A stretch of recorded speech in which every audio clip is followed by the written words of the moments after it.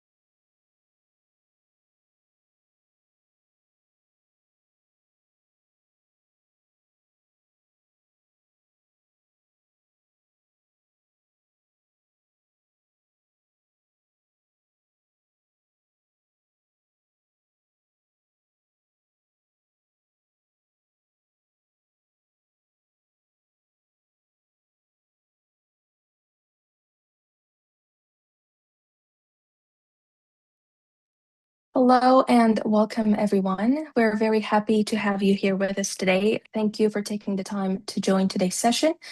Today, we're bringing together people from different parts of the world, all connected by one shared goal, which is improving safety in the operating room.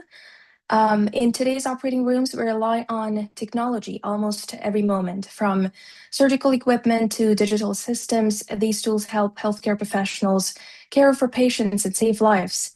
But at the same time, if these systems are not used safely or protected properly, they can also create risks. And that is why today's session is so important. My name is Farhad Zikria, and I serve as the Secretary for Performance, Coordination, and Reporting with the TORC Global Education and Training Committee, and I'm joining you today from California, United States. On behalf of the Operating Room Global, also known as TORG, and the Global Education and Training Committee, I warmly welcome you to today's global webinar. We are very pleased to see such a diverse audience joining us today. Participants include surgeons, anesthesia providers, nurses, surgical technologists, educators, researchers, students, and healthcare professionals from many parts of the world. Before we continue, we encourage everyone to actively participate during today's session.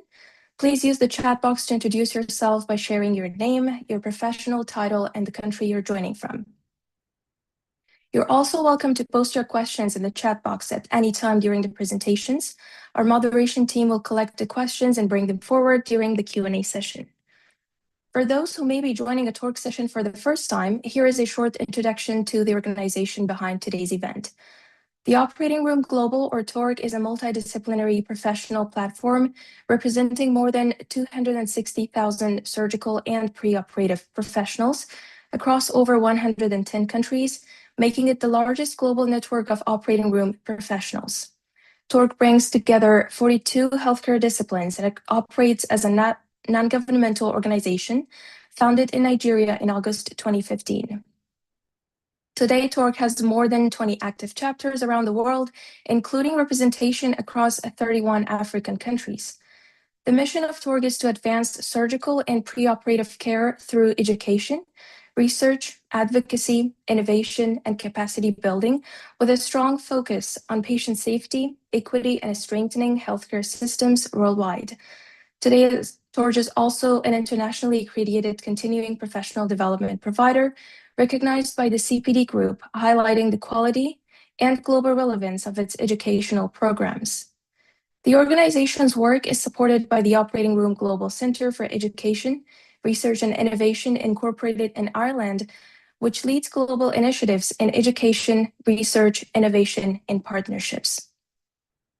TORC also proudly hosts its affiliated journal, the Operating Room Journal, an open-access, peer-reviewed international journal launched in May 2025, which provides a platform for research that informs surgical practice and healthcare policy worldwide.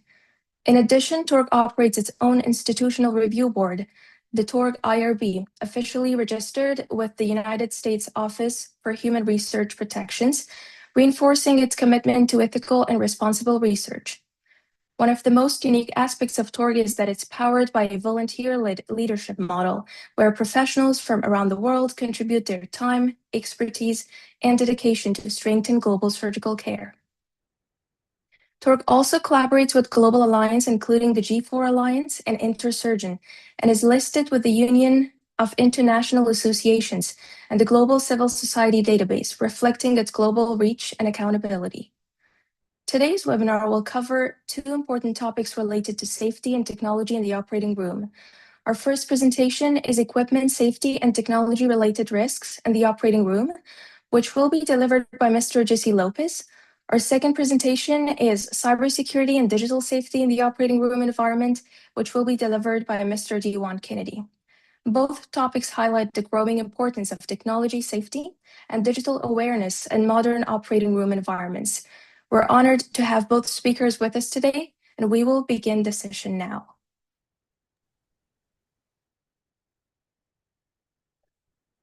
Hello, everyone. Good day, distinguished colleagues and the member of the Operating Torch Room Global Community. It is my pleasure to introduce our speaker for topic 1, equipment safety and technology-related risk in the operating room.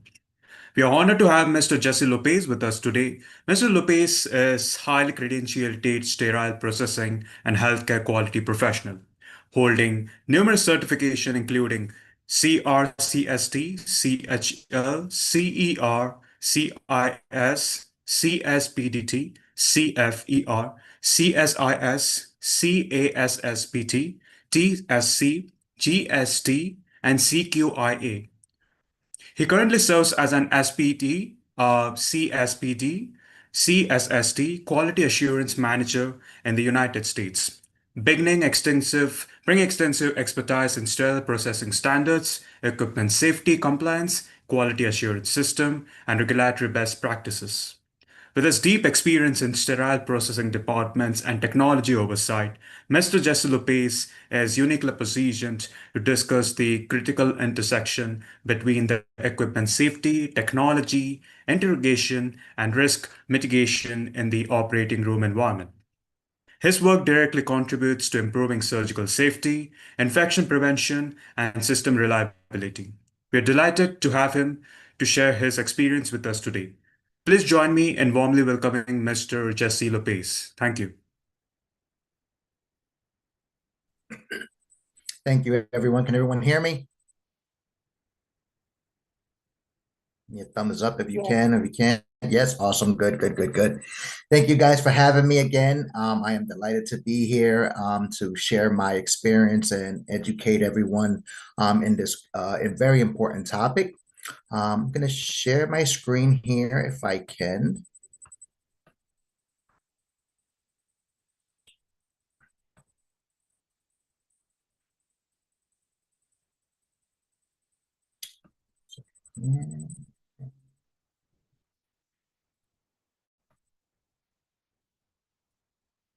All right. Can everybody see my screen right now? It's still pulling up, Jesse. Yes. There you Yeah, go. now I There. can see. You're good. Yeah. Okay, awesome, awesome. All right, give me a second here. Try to blow this up on the big screen. There you go. And why is that? All right, so the title of this presentation is Equipment Safety and Technology Related Risk in the OR.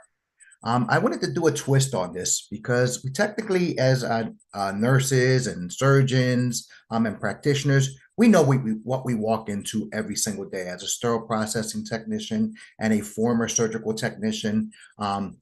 Every day I walk into the same thing, and we focus so much on the patient.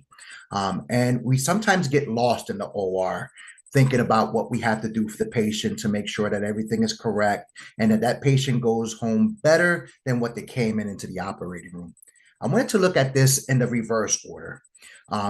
Many departments within the facility services the OR, but in turn, we have to reciprocate that service. So I want to look at safety in the reverse order of what happens in the OR and how we can protect those who service us. My name is Jessie Lopez. Again, I'm here from the United States. We already went through all my credentials with all the alphabets behind my name. I do this because, again, I want to be the individual that when people have questions, you can come to me and I can get those answers for you. If I don't have them right away, I know where to get them from. I've been in this field for 17 years. And I split it between the operating room as a surgical technologist, as well as a sterile processing technician, and worked my way up to educator and quality assurance manager at my current facility. I'm also the owner of WDYD CSP. If you guys are on any of the social medias, such as YouTube, Instagram, LinkedIn, and now on TikTok, I offer informational videos there, question and answers, and kind of get your minds thinking about what is it that we do every single day, why we do it, and should we be thinking of different ways. I'm also a consultant for many facilities, and I also have a training program that I do virtually for sterile processing and endoscope reprocessing. Enough about me. I want to look at what it takes to prepare an operating room. For some of us that are surgeons and nurses and surgical techs, this is almost like we can do this almost blindfoldedly, right? We want to identify the individuals that are actually behind the scenes to make that operating room look the way it is every single time we walk into that operating room and what the expectation is. We're going to outline how safety keeps the operating room functional and ready for all. And we're going to identify some of these pain points and safety breaches. Again, from the perspective of what we do in the operating room to those that are going to have to step in or handle any of the equipment in the operating room. So let's start off with, what do we see when we walk into an operating room for the first time after every single case? We should be seeing clean floors, but do we know who, when, how, and why they clean those floors?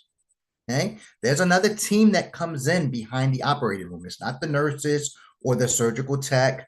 It's not the sterile processing technicians, and it's definitely not the surgeon or the anesthesiologist grabbing mops and wipes and cleaning those operating rooms, right? There's a whole other team in charge of dealing with the unknown.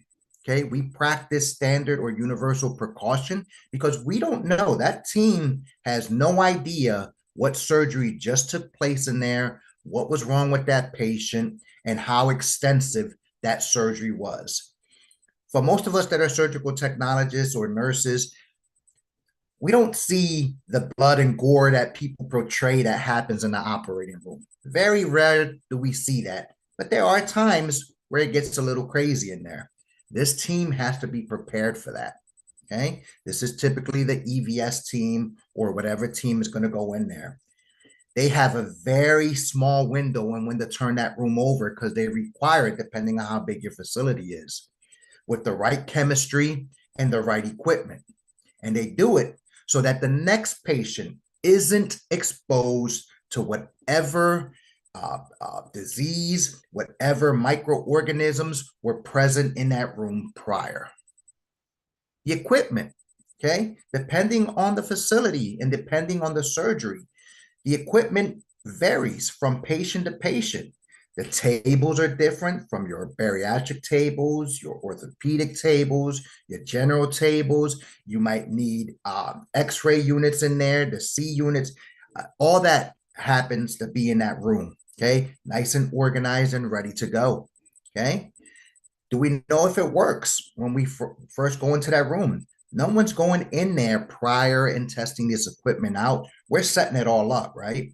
Okay, but who tests those units? Where did they come from? Who purchased it? This is a whole other department that's in charge of it, as well as the cleaning, you know, and the PMs that's required for those units. Okay, this is usually your biomedical units. I already mentioned the operating tables. Okay, who was the last patient on it? Is the next patient going to be a bariatric patient? You're not going to put that patient on a general table. You know, imagine having a 400 or 500-pound patient on a general table and trying to do the surgery on that patient. Specialized patients, they might be having, might have to put that patient in different positions, the Fowler position, you know, a supine or posterior position. All those positions are requiring different tables and different functions on that table. Who was last on it? Does it work? Is it clean? And is it the right one? All the back tables and the basin stands and things of that nature, those need to be able to roll freely. They need to be stable and they need to be clean, okay? The person who's not every surgical tech or every nurse is not of a specific height. You might have a smaller surgeon, a larger surgeon, anywhere from 4'11" to 6 foot 7 feet tall. So you have to accommodate for those factors in there. And of course, lighting. Okay, we're not going to do surgery in the dark unless it's a laser surgery, right? Then we have specialized lighting. You have to dim the room, specialized goggles and lighting that needs to require for those surgeries. Okay. So there's a whole other world outside of the operating room. Yes, when we're in our zone, sterile processing is the same way. You know, we're confined to a room, typically in the basement of a facility. Most people don't even know who we are, you know, and we're confined and we're doing the work to service other departments. The operating room, almost everyone knows where the operating room is, okay? Every patient that walks into a hospital or facility is sitting there sweating and having thoughts about, I'm hoping that this surgery goes well. I'm hoping that everything comes out the way it's supposed to. They're very nervous. No patient cares or knows about what instrumentation is being used on. They have no idea about the equipment that's going to be used on them. They have no idea what the operating room is going to even look like. It's almost like a horror story to them when they walk in. But this whole other world that exists to everyone else that services that operating room, the people in the operating room should be aware of those individuals. EVS, as I stated, those are the ones that's going to clean your floors, your walls, your tables, get rid of the trash, the biohazards, and dispose of those sharp containers. Your biomedical team is going to make sure that all your equipment has been approved by the facility, is working, and is PM'd on a regular scheduled maintenance, right? If it's damaged, they're the ones that's going to send them out for repair or replace them. Okay, that is important because you can't do your operation, you can't do your patient care unless this equipment is valid. The facilities, airflow, lighting, the integrity of the room. Is there air available? Are the pipings for the tanks working in there? Facilities is in charge of all that. The engineering department is all in charge of all that. There's light bulbs. You know, you don't run to Home Depot or to your department stores and buy a light bulb and change it yourself. There's specific lightings in those rooms. And then sterile processing or material management, also known as SPD, CSSD, MDRs, or CSPs. They may clean some of your equipment. They may even clean some of your tables and some of your materials in there. Your surgical instrumentations, your devices, and your consumables or single-use items may come from these departments. So safety starts in the beginning, but what happens at the end of a case? Okay? Do we just gather our stuff and leave?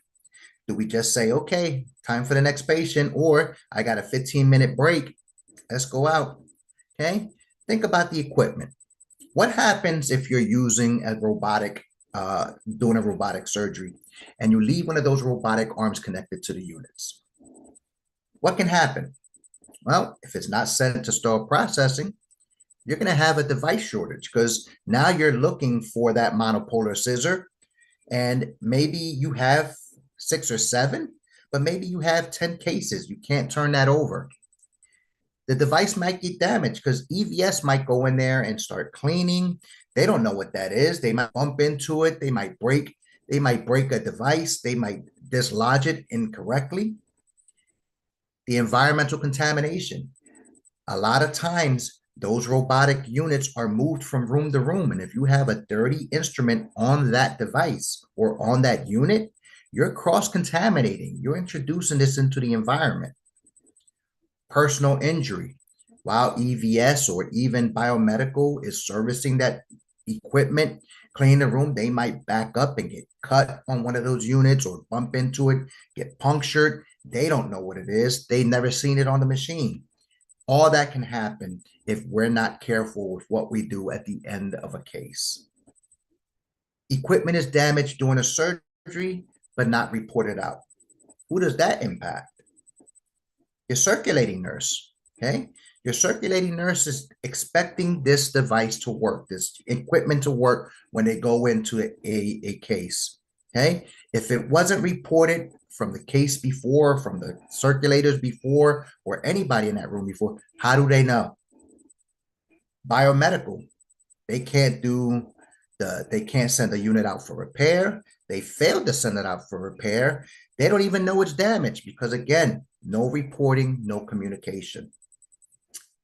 If sterile processing is in charge and EVS is in charge of cleaning that unit, okay, they might further damage that unit because they don't know where the damage is at, cause some type of water invasion, chemical invasion. There might be microorganisms that seep into that damaged area. And again, now you're causing a cross-contamination issue. Typically, EVS isn't fully PPE'd when they go into a unit to clean it.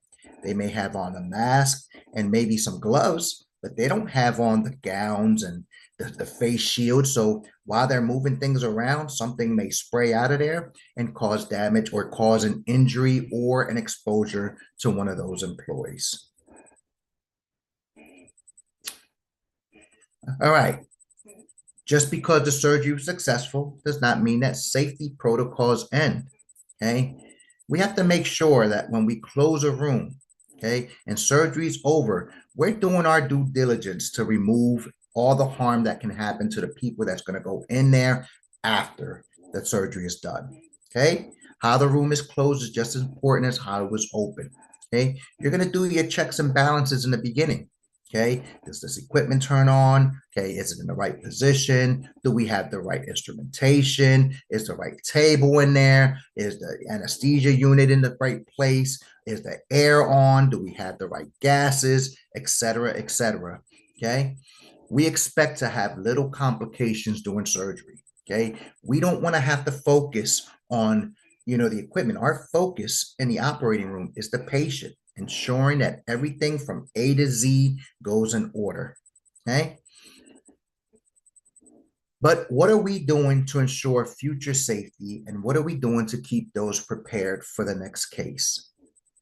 These are some things to consider. At the end of a case, that we shut off our units properly, okay? Or that we take the cord out improperly from the unit or from the lighting unit, pulled it out, cause some damage to the cord, maybe to the prongs, okay? Were all consumables disposed of? Did we leave any sharps on our devices? Did we remove all or account for all of our sponges and place them in the right receptacle, okay? Was point of use treatment performed in timely manners? Point of use treatment is where we remove gross soils from our equipment and our devices. We remove the consumables at points of use and don't transport them to another area. We place items in the right containers and transport them in a way to prevent environmental contamination, okay? In facilities, there are different receptacles for waste: biohazard, pathological, non-hazardous waste, sharps, chemotherapy and chemical waste, and pharmaceutical hazards. Some facilities have all these, some may condense some of these, but it's important that we don't throw general sharps into general trash. Again, someone has to empty that trash, okay? And it's not all the time where we're handling it from one area. We may have to grab from the bottom, and imagine, we don't know that there's a sharp blade in there, wind up getting cut, okay? Now you caused an injury because you didn't dispose of something properly.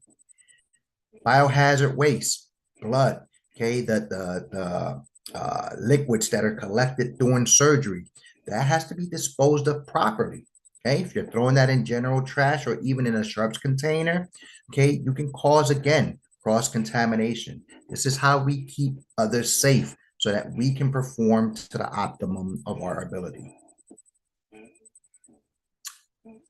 So what happens when it's all said and done, okay? The operating room is the customer to many of the services in healthcare settings. EVS services the operating room, sterile processing, the emergency room, all those subsidiaries or all those ancillary departments eventually have some kind of say to service the operating room.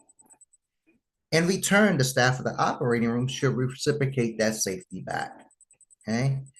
As stated, EVS, biomedical, material management, sterile processing, facilities, and many more are those that service the OR.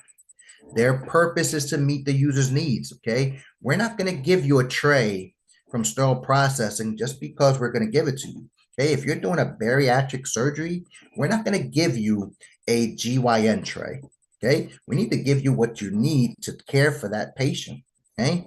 We're not going to give you a robotic unit or a Da Vinci unit to perform a tonsillectomy if you're not doing a closed procedure, okay? We're going to give you exactly what you need to perform the services that you need for that patient, okay? Again, we need to meet that user's need, and the user is the operating room, right? We have to have that proper lighting, those airflows, the right equipment for instrumentation. It's a fan principle. Those instruments need to be functional, accurate, neat, and the room has to be clean. Imagine going into an operating room and you see the room the exact same way that you left it prior to this in the prior surgery. Imagine that delay. Imagine that impact on that patient. Imagine how pissed off that surgeon's going to be. Imagine how distraught the individuals that walked in, because no one walks into the room fully garbed up with PPE. You put your PPE on inside of the operating room. Now, if you walked into a contaminated room, imagine that. The surgeons, the surgical technologists, the circulating nurse, and even all those individuals are responsible for the safety of everyone that goes and services them. Okay. Care and handling of equipment promotes safety. Okay. If you're rough with that equipment, those devices don't belong to any other department except for the operating room. The equipment is yours. The instrumentation is yours. We're just servicing them. Okay. All we do is make sure that we're cleaning them, that they're okay to use again, and give them back. Okay. They are your equipment. So the way you handle them, the way you store them, the way you use them is important. Okay. Use equipment properly to prevent unwanted wear and damage. In sterile processing, this is always a huge a debate or a concern. Okay. A surgeon uses a needle holder improperly, or uses the wrong scissor to cut suture, or they use a scissor to cut wiring, or they use equipment improperly. Then it comes down damage, and then we have to troubleshoot what went wrong. Of course, not with integrity. You will admit what's wrong, but a lot of times we don't find the source of what went wrong with that equipment. Items are damaged. Now they have to replace, and this is a costly, in healthcare, this is extremely costly and time consuming. You want to remove and discard sharps, consumables, and place them in a proper receptacle to prevent sharp injury in person to the personnel turning over the room. I gave you the example. If you throw a sharps in a general trash, okay, the same thing. If you return a tray or equipment with the consumables still on there, the people who handle that typically don't see the consumables on that equipment. So they may not know how to properly remove it or even know that it's a sharps and wind up getting injured. You want to move equipment out of the way, power it down, and disconnect as needed. When you're turning over a room, EVS doesn't know. I will be honest. If I were to go into a room and see a robotic unit still powered on, my curiosity would probably overtake me and be like, wow, that looks like a video game console. I wonder what it is how it is to operate that. You power it down, there's no curiosity. Move it out the way. Okay. Newer technologies are very complex. Okay. The more technology advances, the more training is required for the individuals that service that technology, including the individuals that use it. Okay, we have to know where the emergency stops are, how to troubleshoot if something goes wrong with it. Okay, what happens if it goes bad, if it's going bad or malfunctioning while in use on a patient? We have to be trained on how to be able to troubleshoot those issues. Okay. For EVS safety, again, how the room is left matters. Okay, we don't want to have spilled blood on the floor and slip hazards. This is typically how you'll see EVS individuals walking into a room. They should have on face masks as well, but this is what they're caring for. The lights, the tables, the floors, okay? You want to clean up spills when possible, okay? In the operating room, at the end of the cases, if there was a spill, you should be either communicated because you either are not prepared to clean up that spill, or clean it up if you are prepared to clean it up. Dispose of sharps in the proper receptacle. Dispose of biohazards. Dispose of consumables. Unplug and move that equipment out the way. Communicate any abnormal circumstances. Okay.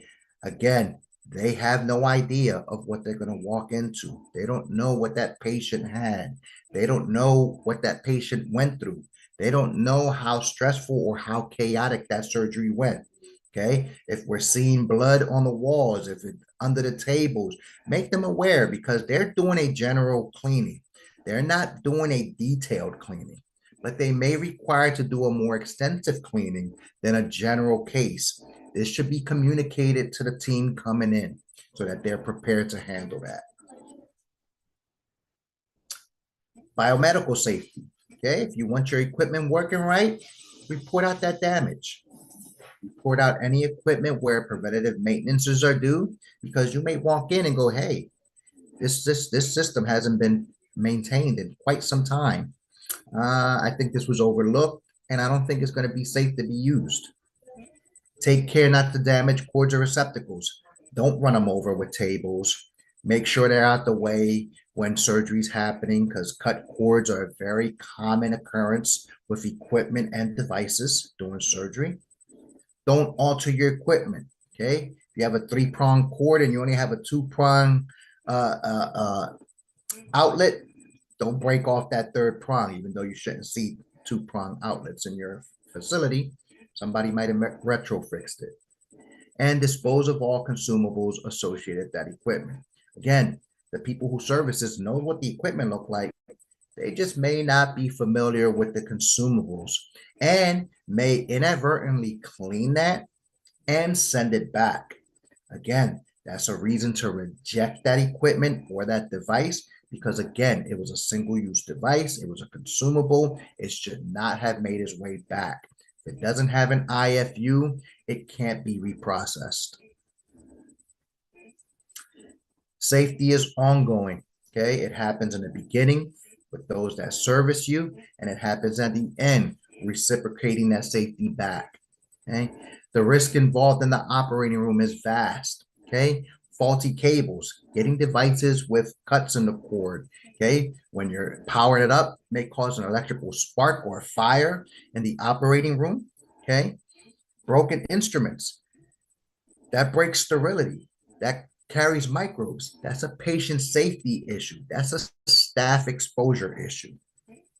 We know about smoke hazards, okay? When we're using cauterizing tools, if you don't have sufficient evacuation, you're breathing in those fumes. There's care being taken into that. We know that. A dirty environment increases microbial count and exposes the staff and the patients, okay?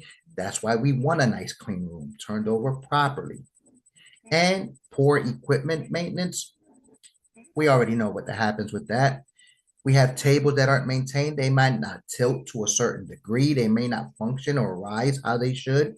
If the wheels fail to roll, it's going to be very difficult to move it, causing musculoskeletal disorders or even imbalances because excessive force is used to roll it, or it may not be steady. Okay, so when you're placing items on there, okay, we all know when we go to a cafeteria, we got that one table that rock. We don't want that in the operating room. Okay, those behind the scene ensure that surgeries go smoothly. Okay, from an operational standpoint, that is our mission. Okay, is to service the patient, to service the user, to ensure that you don't have to worry about what it is that you're handling or using, so you can focus on the patient. Okay, it is up to the OR staff to ensure that processing and turnovers can be done safely. Communication is key. If you don't give us something back, we can't process it. If it stays in the room, we can't do anything. We're not going to sit there and run around and look for it. Okay, that communication has to happen from the OR. Okay, if an item is broken, take accountability for what happened to that item. Communicate it to the next individual so that it can be properly taken care of. Accidents happen. Okay, the operating room can go smoothly or chaotic. Okay, especially if you work in a trauma bay, that's always chaotic. Okay, so things happen, but that communication has to happen in order to keep the next patient safe and the person that processes that equipment safe. All right, any questions, concerns, or issues? Thank you so much, Mr. Lopez, for the very insightful presentation. We will take the questions at the end of the session. It is my great pleasure to introduce our second speaker for today's global webinar on cybersecurity and digital safety in the operating room environment. We are honored to welcome Mr. DeJuan Kennedy, a distinguished cybersecurity executive and seasoned information security leader. Mr. Kennedy holds an MBA and MSIEC and carries globally recognized certifications, including CISM, CISSP, and CCISO. He currently serves as the Director of Information Security at Community Health Centers Incorporated and is the Chief Executive Officer of Carterio Security Incorporated. A proud U.S. Navy veteran, Mr. Kennedy brings extensive leadership experience in cybersecurity strategy, enterprise risk management, and digital infrastructure protection within healthcare systems. His work focuses on safeguarding sensitive health data, strengthening digital resilience, and mitigating cyber risks in increasingly technology-driven clinical environments. As operating rooms become more digitized and integrated with surgical systems, electronic health records, imaging technologies, and connected medical devices, the importance of cybersecurity and protecting patient safety and operations cannot be overstated. We're privileged to have Mr. Kennedy share his expertise with us today. Please join me in warmly welcoming Mr. DeJuan Kennedy.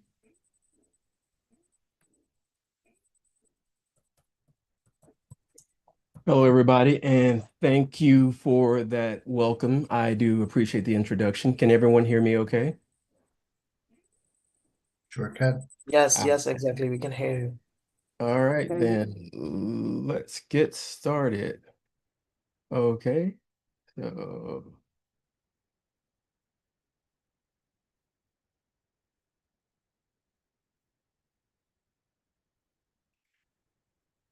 okay, we're just going to make sure everyone can see my screen without incident, right? Yes, we can see your skin. All right, then. All right, so first, good morning, good afternoon, based upon where you're at, everyone. My name, as mentioned, is DeJuan Kennedy. I am the founder of Carterio, it's a cybersecurity advisory firm. And today we're going to talk about cybersecurity in the operating room. However, we're going to put a little twist to it, as Jessie mentioned, right? We're not going to approach this as an IT issue. However, I'm going to approach this as a patient safety issue.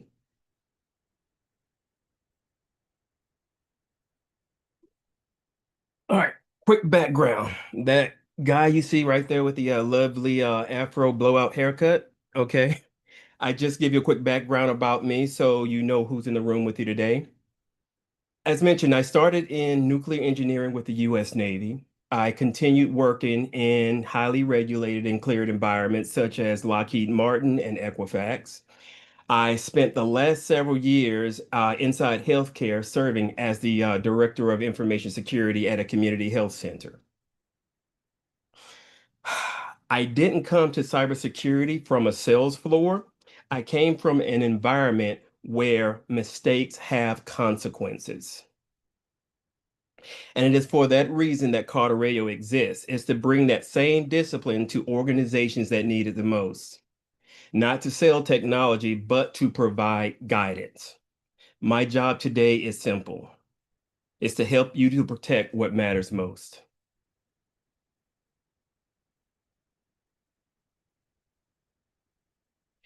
Okay. Let's start with what the OR is supposed to be, kind of as Jessie kind of referenced in his presentation. We're going to look at everything is working, right? As you mentioned, picture your last case. You got a patient's on the table, right? You have infusion pumps, surgical robots, imaging console. Every device on this network is a connection, it's a miracle of modern medicine. However, every device is also a door. And here's the kicker. With some of these doors, they were never locked to begin with, meaning anyone can come in.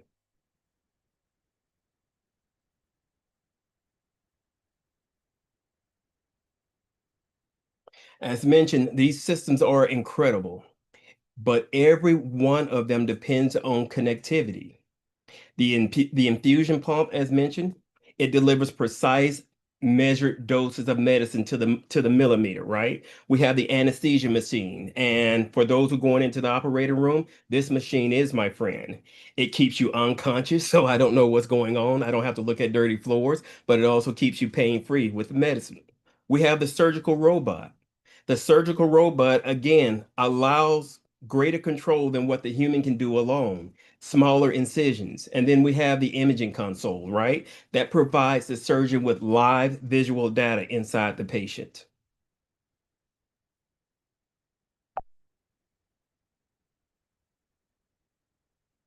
So why? Why would anybody wants to attack here, right? Well, it's not random. I mean, think about it. On the internet, a stolen credit card is worth about, what would you say, $10 on the dark web? However, a complete set of patient records is worth a patient record, one patient record is worth well over $100. And unlike a credit card, guess what? You can't cancel your medical history. Once it's out there, it's out there. You can pause a surgery that is currently in progress. If a patient is on the table, it's going to be a pretty much a risky event to go ahead and pause it, depending upon the state. And again, a bank can go offline. However, you cannot tell an anesthetist to wait. None of this is an accident. This is pure strategy. This is how it works. Now, as many of you have probably heard, I would say a show of raising hands and everything, but we had just recently attacked by a Stryker cyber attack. Show of hands, just has anyone heard of that attack? Okay, now think about it. Guys, this just happened just 18 days ago, 18 days prior to this webinar. This is no longer hypothetical. This is no longer prose. We're not only saying Chicken Little, the sky is falling. This is occurring right now. Stryker, for any of them that is not familiar with Stryker, basically they manufacture surgical instruments and medical devices. They're basically in operating rooms worldwide.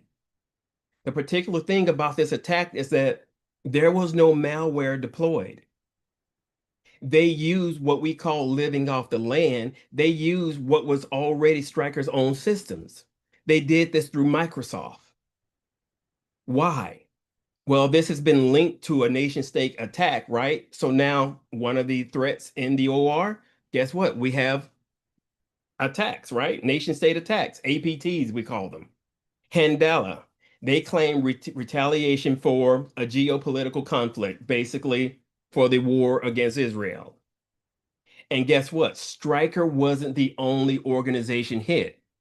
There was a second attack, another U.S. healthcare organization.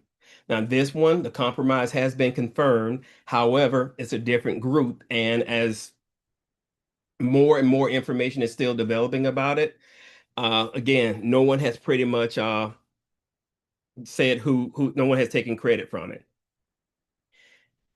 Now, what we want to look at is that the thing I want to talk about is that they were already inside. However, they were quiet about it. Nobody knew they were there.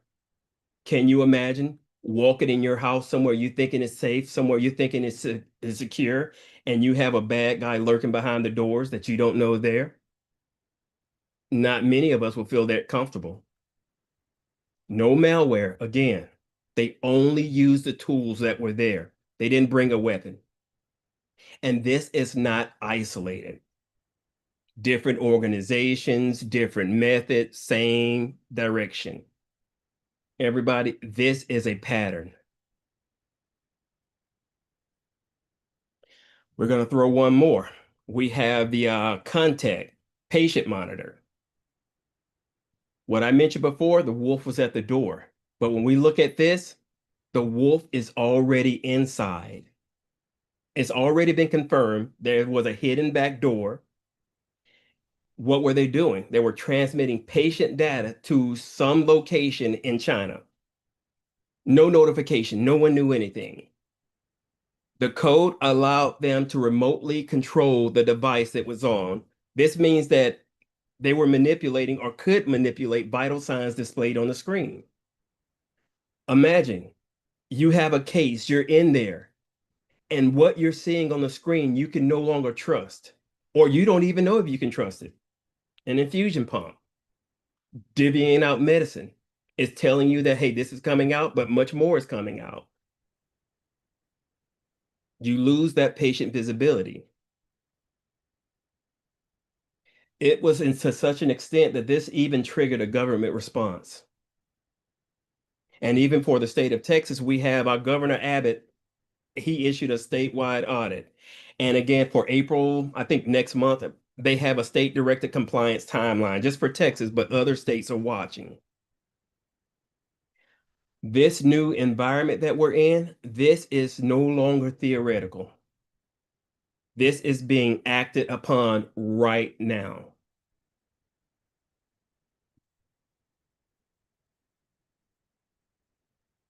Just to give you some numbers, right? 93% of healthcare organizations experienced a cyber attack in the past year. This is no longer a minority problem. This is the industry. 279 days is the average time to identify and contain a healthcare breach. Think about that. That's almost long enough for somebody to have a baby, right? That's the entire time that you're carrying a baby, somebody's in your network. That entire time, they're there. 54% of organizations experience data loss.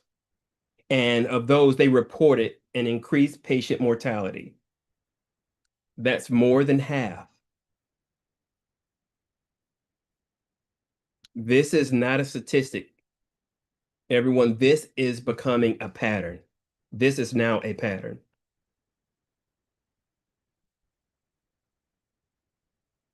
How? How does this happen, right? We have phishing. Think about it. An email that sounds like it's from your charge nurse. But this time, guess what? It's written by AI in the matter of seconds. Instantly, convincing. Supply chain. Your vendor is compromised. You did everything right. However, guess what? You still get hit. Ransomware. Systems are encrypted, clock running. Patient is still on the table.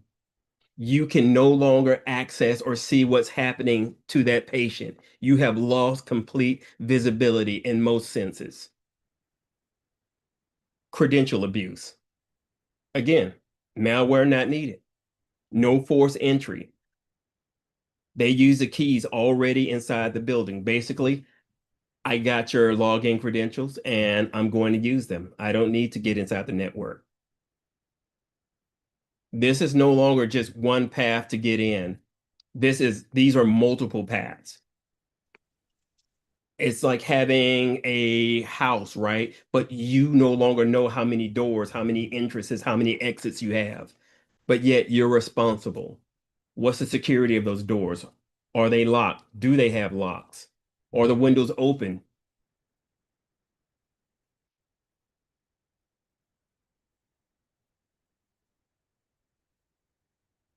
So, what happened when the wolf wins? This is what it looks like when the wolf succeeds. And again, I'm painting a story kind of like walking through the woods, right? We have our operating environment. That is the woods for us, the operating room. You're going to be Little Red Skywalker, Little Red Riding Hood, right?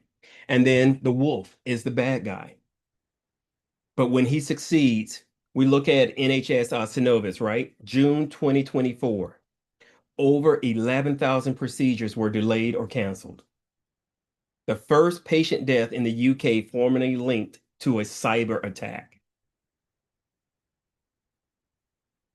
Think about it. Not a diagnosis, not a medical error, a cyber attack.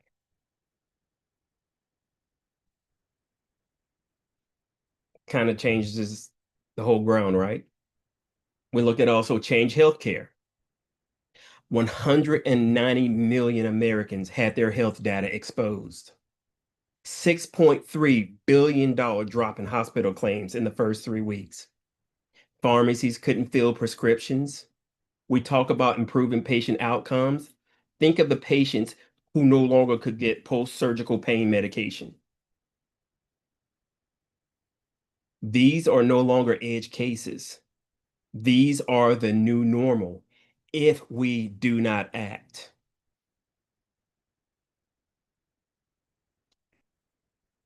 Now, the whole point is not to paint fear. We're not trying to incite fear, uncertainty, doubt. We're not trying to scare anybody, but we want to create an awareness.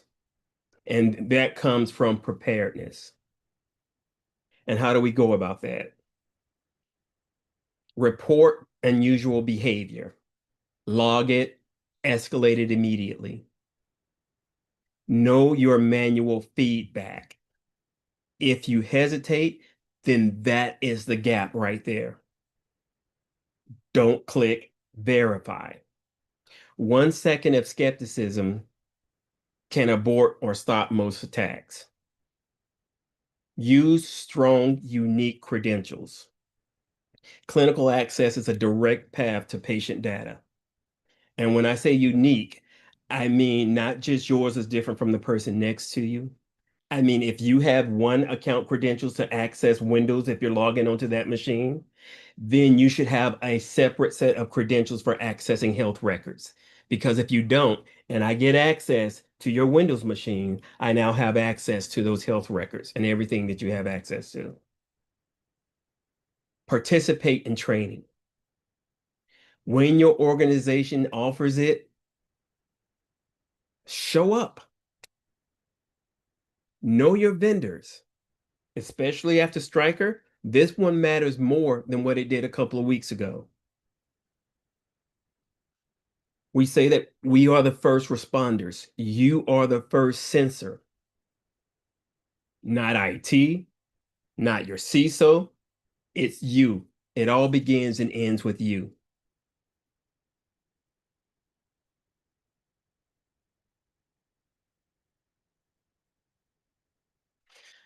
But here's a bright side, everyone. We say oftentimes it takes a village to raise a child, right? Well, here's the point.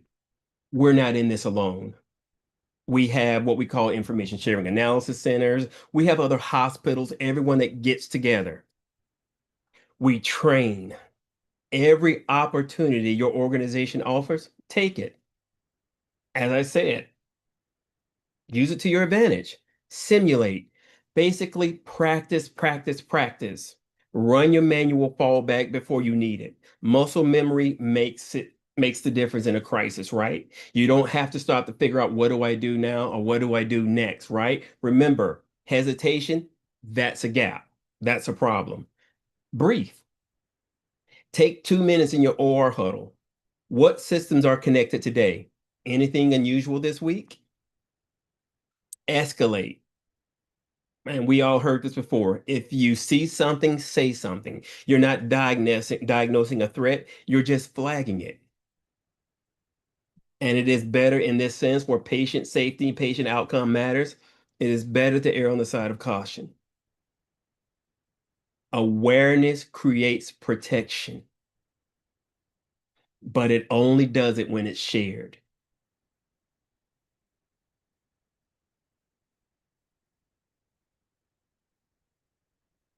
So through our journey, we see that the forest remains. It's not changing. The operating environment is still there. The wolf remains. Unpredictable events, bad guys trying to get in, malicious attackers, that remains. But now, guess what? So does our resolve, our determination, our awareness. I put right on here this slide that cybersecurity is patient safety. This is not a new catchphrase or anything.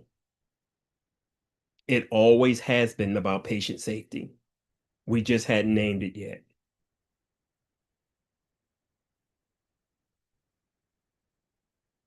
I have some questions for you also, some stimulated questions, but I'll go ahead and turn it over to you, Farad, if anyone wants to start asking some questions. Yeah, thank you so much, Mr. Kennedy. We will now begin the Q&A session, and Blessing would be moderating the questions. Please write your questions in the chat box and also mention the speaker's name since we have two speakers. Oh, one more thing also. I'm sorry, but one more thing. I put over here, if anyone sees something today, again, I have it right here. Feel free to reach out to me at Cartereo, but also I wrote an article that will answer a lot of your questions, and it's called when we say we care about people, their data shouldn't be left behind. So we definitely want you to look into that and see how it's more than just your physical, your digital identity is yourself in and of itself. So, okay, that's it. I'm done.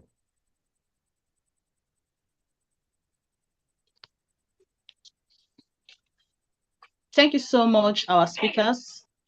Thank you so much for the impactful section. And this is time for question and answer. Please, if you have any question for our speakers tonight, please do well to use the chat box and document your question. Yeah, as we wait for the audience for their question, I will ask some questions, and my question goes to the first speaker, our speaker, Mr. Lopez. Please, my first question is, how can healthcare institutions build a non-punitive culture that encourage reporting of equipment-related near misses and error? Yes, that's a good question. Many facilities and we often learn that we should have a multidisciplinary team. And this is very important in healthcare. Okay, every hand feeds the other. Can't have a left without a right. Can't have a forward without a back. Okay, the operating room relies on all the people that service them, and the people that service them relies on them. There should be a team member, a champion with each department of your facilities, having huddles or some kind of meeting weekly, monthly, whenever it's feasible, to communicate any kind of findings or deviation from processes in order to better serve one another, because ultimately everyone's goal is the same: patient safety and patient satisfaction. So communication is key, and you should always have someone from each department able to communicate with one another. I have a Thank you so question much from for- Mr. Jessie Lopez. Okay. Yeah. Hello, Mr. Jessie. In case of any chemical or the blood spill inside the SPD or in the OR, and suppose if we don't have the spill kit, so how we can manage it? Oh, that would be a problem if you don't have the spill kit. Okay, this is one like in the developing countries, like in the Central Asia or in the African countries. So it's not available. So is there any recommended solution for this? You would have to check with your local authorities on that one, and whatever governing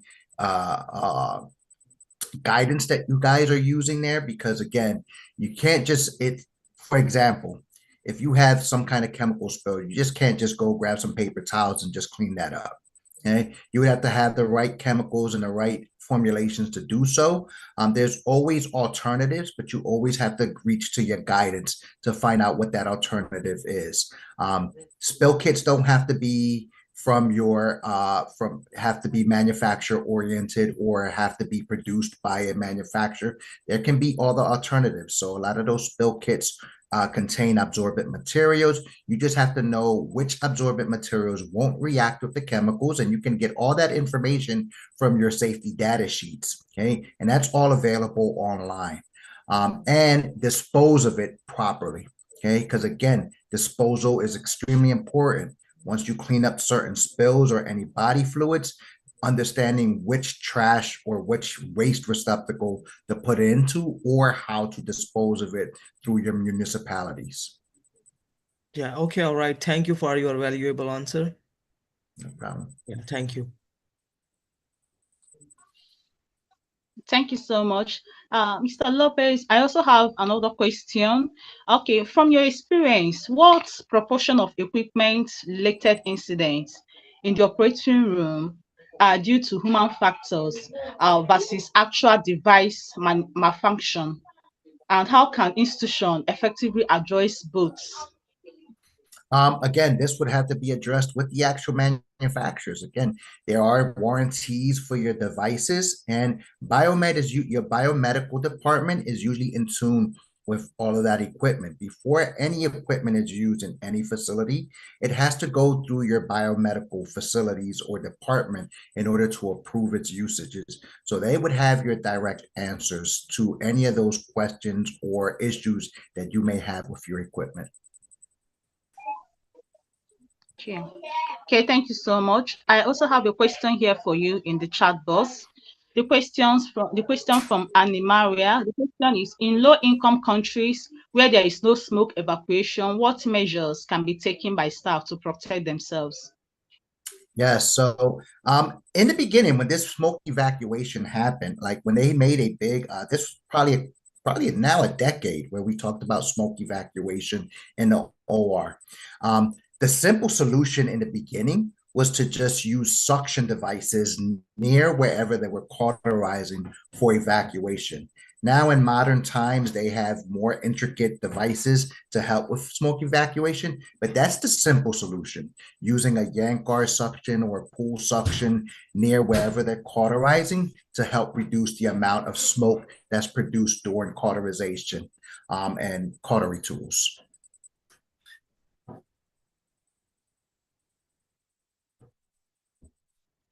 Thank you so much for all the answers. Okay, the next question will be for Dr. Kennedy.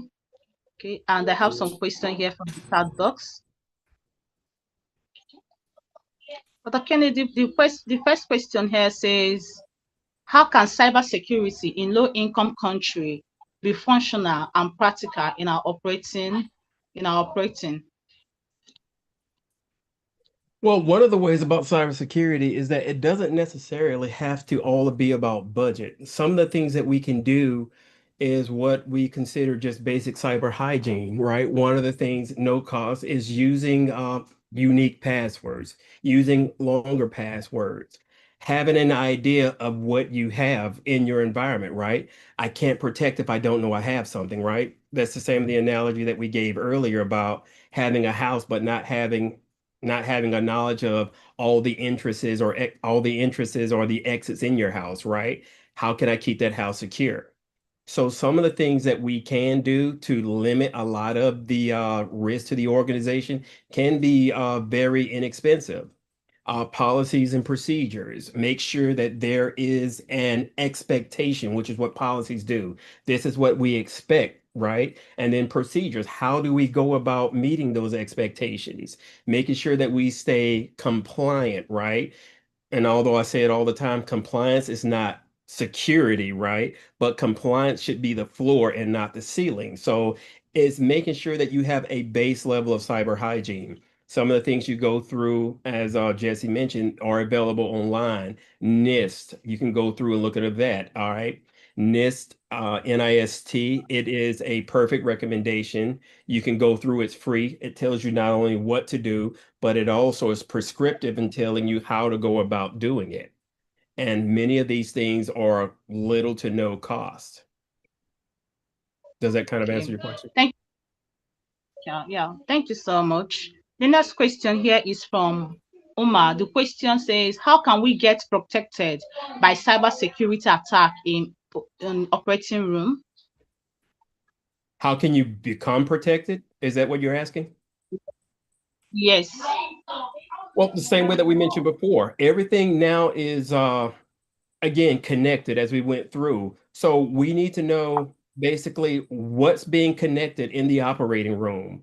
We need to make sure, I understand we cannot patch everything the moment a patch comes out due to the criticality of the equipment that we have, but we can have an idea of what is out there, right? What have open communication with the vendors. What security flaws are out there?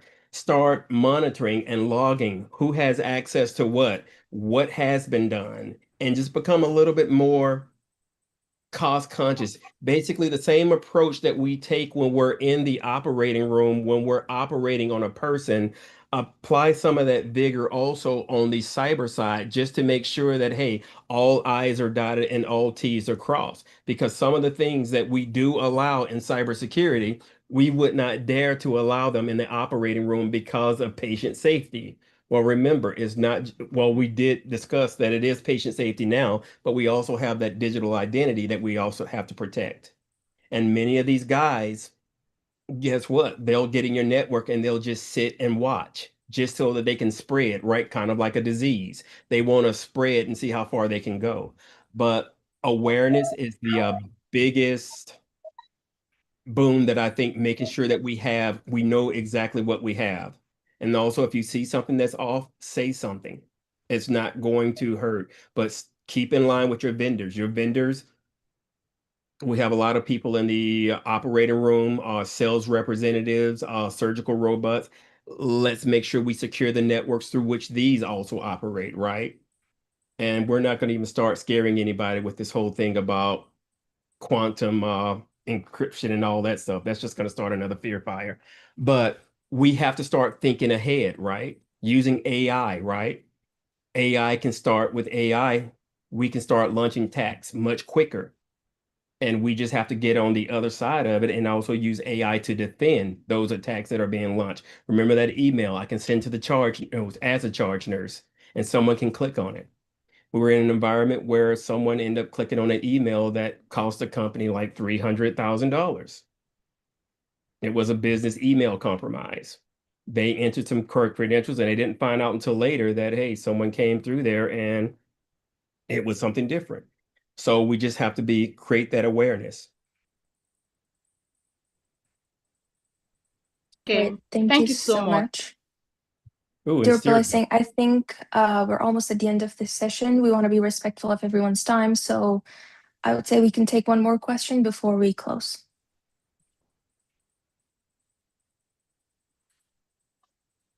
Okay, just a follow-up question to Mr. Kennedy. For what about what practical cybersecurity strategies would you recommend for healthcare system with limited IT infrastructure and even funding? for a healthcare system with limited funding, basically, I would recommend you're gonna have to verify, you mean your critical assets again, and patient safety should be the number one, but you have to go through, segment your network. Some of the things we'll look at and basically break things up. There are some environments, especially small healthcare environments, that I've seen is that when I say segment, I mean you're going to put doors there, right? Doors. You're no longer have a open house layout, right? I'm now going to start putting walls and rooms up. And when that will segment everything. So in order for you to go from one room to the next, guess what? You're going to have to open the door. Well, don't just segment, but also put controls, or we call them access control lists. Put a lock on it so that if you do have a breach or if someone does get in, guess what? They can't easily go into another net. Can't easily go into the other side. So have someone might want to invest and just have someone come in there and make sure your network is set up properly, right? We want to minimize the access. And if you can, with limited budget, there are some service providers out there that will do it for a fee, but they will auto monitor, because you want to make sure that, again, if someone is in your network, you want to make sure that you know that they're there. And we go back to network design.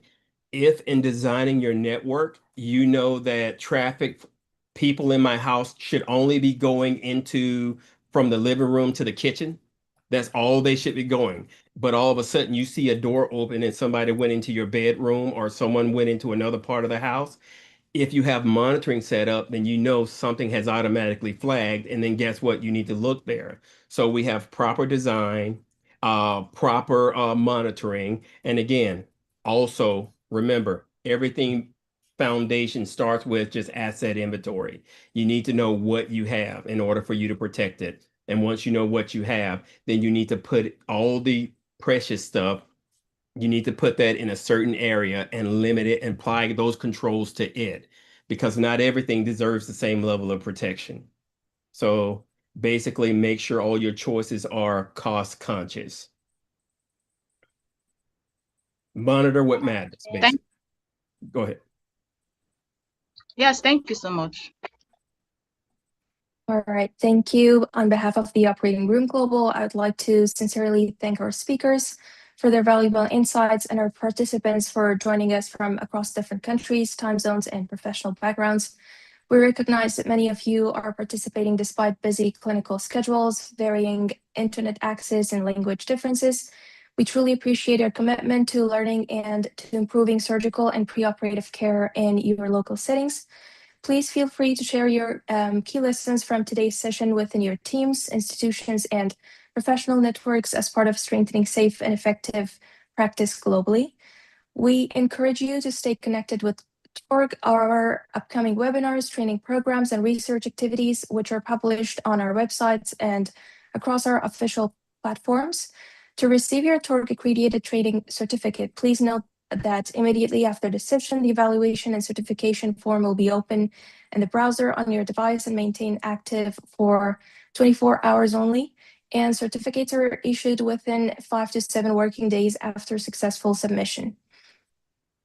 Once again, thank you for being part of TORG Global community, and we wish you a safe, productive day or evening ahead, wherever you're joining from. And thank you once again for joining us, and we look forward to supporting your continued professional development with the Operating Room Global. Thank you. Thank you to everyone. Have a good one. Enjoy.